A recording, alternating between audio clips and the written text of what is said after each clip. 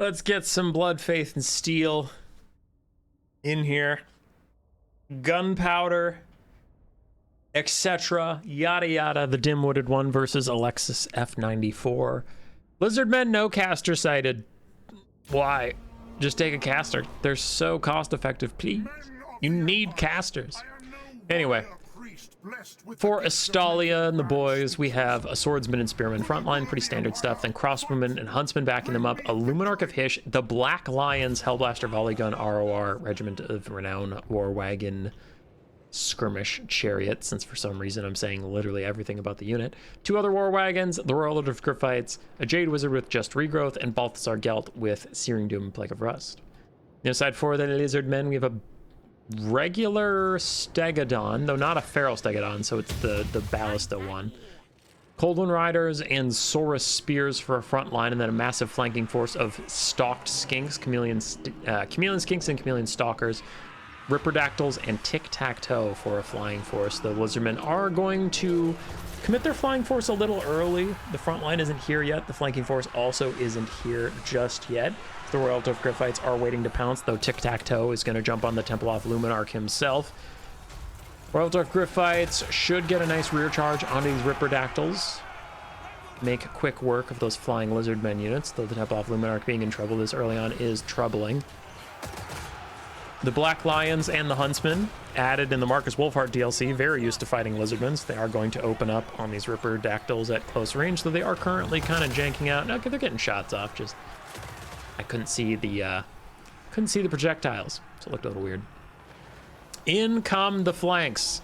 So one War Wagon is deleted by the sneaky Skinks, and it looks like another one is on their way. And judging by their movement orders, they didn't really know this was happening, so they ran straight into a trap. They are currently getting a regrowth, but they are on fire and surrounded, so that might be a bit of a wasted heal from the Empire. Searing Doom on the front line trying to stop the Saurus. The Saurus will fight the state troops. They should win, it's just will they win quickly enough? As the second War Wagon is also gone, Coldwind Riders get into the back line, and things are looking a little suspect for the Empire right now. Demigryph Knight's going to charge the Coldwind Riders using their anti-large and bonus versus anti-large and armor piercing to good effect before they have to just fight infantry in the late game, because the Lizardmen didn't honestly bring that many large targets for them. Suppose there's a Stegodon hidden somewhere. There he is. It's creeping up towards the front line. Luminarch of Hish is very low. And Tic-Tac-Toe appears to want to finish off these War Wagons that are actually rather healthy and have 4 out of 4 models, so he just wants to keep them routing. But the Luminarch has something to say about that, taking 1/3 of his HP with one shot. Ripperdactyl's distracted by Crossbowmen, Stegodon busy with the Huntsman, Chameleon Stalkers busy with the Royal Altdorf Griffites. The Luminarch is trying to get another shot on Tic-Tac-Toe, though he is on the other side of a hill, so it does have to move forward a little bit, and then it's going to turn and fire at a Stegodon at point-blank range. Oh, poor Stegodon. No, not his bum! Don't shoot his little bum! Oh, he shot his little bum. Good chunk of damage. As the Black Lions fall back, Chameleon Skinks moving up, and Chameleon Stalkers fighting the Royal Dwarf Griffites, though generally not thought of as a very good unit. I suppose they can fight the Royal Dwarf Griffites decently well. Ripperdactyls find the Black Lions and absolutely delete them. This looks like all the range the Empire is going to get going. The Luminarch blasts the Stegodon once again, and the Stegodon is going to keep going after Huntsman. Not turning to fight the Luminarch is bold. He's going to get shot in the butt for it again as a regrowth Royal Dwarf Griffites. Looks like they may have something to say about the big dinos harassing the back line. Saurus still working away at that front line. Generally, why you don't see Saurus warriors is while they are still relatively healthy fighting all of these state troops, they aren't winning quickly enough to justify their cost. As the Luminarch looks to put down the Stegodon, does get a good hit in, is going to rout off that dino, and one more shot should kill it. Chameleon Skinks getting run down by the Royal Dwarf Griffites. Bounce power is 50-50. We still have a lot of Chameleon Stalkers, and I guess we have Chameleon Skinks that are currently ripping up Balthazar Gelt. He can't stand melee with them. Their melee stats are piss poor, but he can't kill them quickly enough, so then they will just shoot him with darts from all sides. It'll take a lot of damage. Good little dodge here from the Skinks. Some of them are routing, but the ones that weren't routing did pull away from the Searing Doom. Not going to blob up into it. The Luminarch's just trying to finish off the Stegodon. There it goes. Helping the Huntsman also rally as Ripperdactyls continue to chase off those crossbowmen. Saurus finally starting to defeat their Empire counterparts. But man, they're not even doing it cost effectively. That is so sad for the Saurus, man. The swordsmen are actually just paying for themselves by fighting the Saurus. I know they're Saurus spears, but still, I mean, good God. All right, Luminarch and the Huntsman trying to take out the Ripperdactyl Riders. Luminarch does snipe out one model. The leadership's too low. Yeah, the Ripperdactyls are going to rout before they hit the Huntsman. Lizardmen are up on the balance of power, but I kind of think their last hope is tic-tac-toe sniping out Gelt. That could really give a lot of life to Lizardmen, just making that state troop frontline route a little quicker. Though I suppose they are all routing now that I've just said that, but...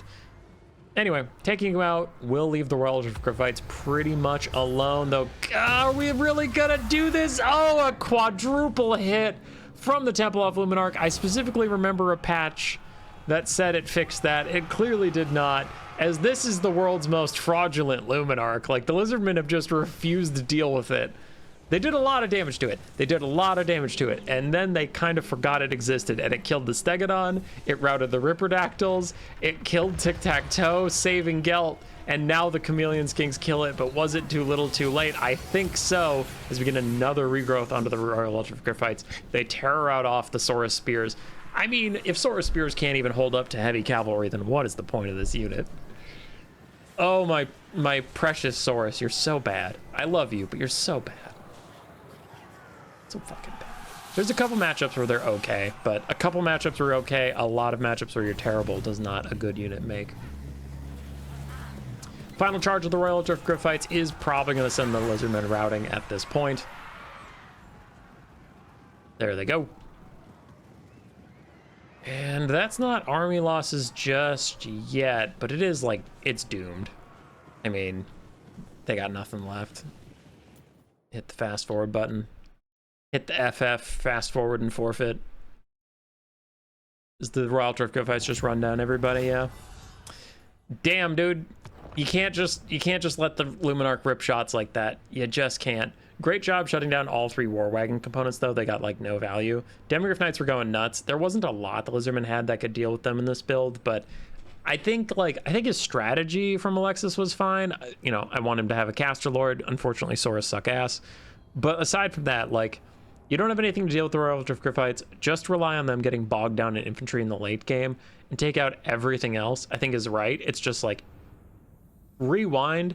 If he had finished off the Temple off Luminarch, I keep saying the Temple off Luminarch because I'm just not used to seeing a basic one. Anyway, he finishes off the Luminarch, right? The Stegodon doesn't take 5 shots in a row. So it has like 3/4 HP. Tic-Tac-Toe still at about 1/3 HP from the point where he could have shut it down, but not dead. And then your Ripperdactyls can finish off the Huntsmen and Crossmen at their leisure without getting picked off by this thing while they were doing it. So then in the late game, you have a pretty healthy Stegodon fighting on top of Saurus and Chameleon Stalkers, with Tic-Tac-Toe able to chase around Gelt and the Life Wizard. And you could definitely pull a win out of that. So yeah, some mistakes. I mean, mistakes cost you games. Shit happens. But well played by the dim-witted one. I think even though he had a caster, Alexis's build is actually a little better, because we just saw how flimsy his flanks were, and the Chameleon Stalkers and Cold One Riders could just go wherever they wanted to, and the Demigryph Knights couldn't stop everybody. So, yeah. Alexis, bring a caster. Dim-witted one, probably cut the Black Lions. Your Luminarch does enough single target damage. Your War Wagons do enough skirmish and kite that you don't really need a Hellblaster War Wagon as well. And then you could... I think you can afford 2 Empire Knights with that, and then you can peel for yourself a little better. So, GG's. Roar. Subscribe, yes, yes.